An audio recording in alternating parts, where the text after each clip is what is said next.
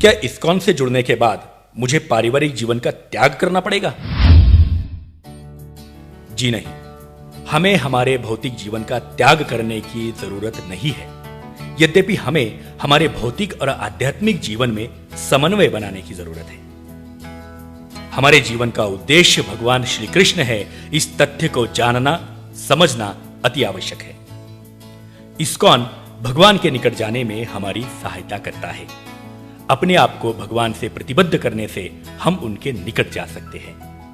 कभी कभी अपरिपक्व लोगों की यह धारणा होती है कि भक्त बनने का अर्थ हमारे भौतिक जीवन का त्याग करना है, परंतु इस्कॉन भगवद गीता के उदाहरण और शिक्षा पर आधारित है और गीता अर्जुन का उदाहरण देती है, जिन्होंने अपने भौतिक जीवन का त्याग नहीं किया अपितु उसे आध्यात्मिक बनाया।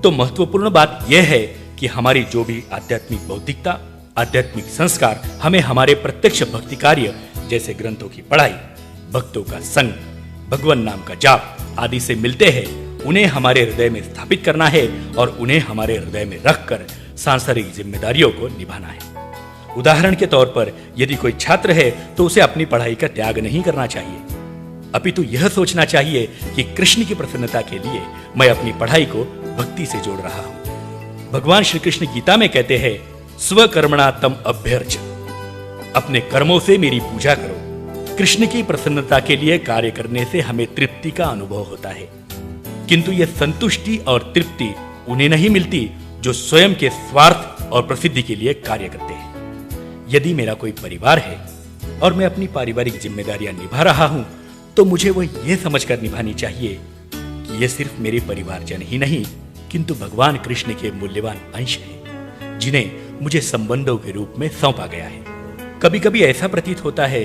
कि एक भक्त अपने भौतिक जीवन का त्याग कर रहा है, क्योंकि वह कुछ ऐसी गतिविधियों का त्याग करता है जो आज के भौतिक जीवन का मापदंड बन गई है।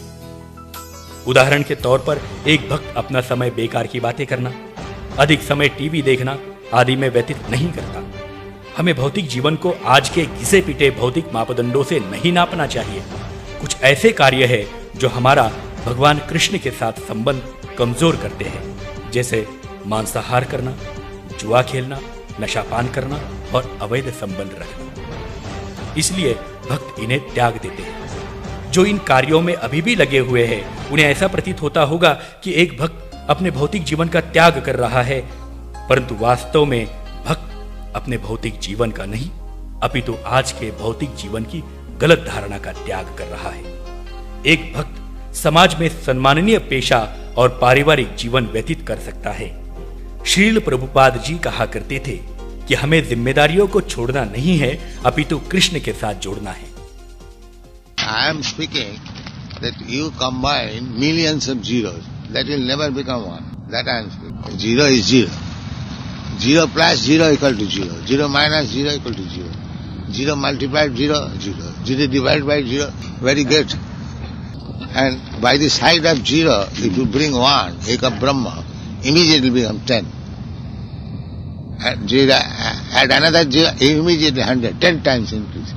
That one must be there. One God. Then zero increases value. Similarly, this material world is zero. But if there is Krishna consciousness, then it is value.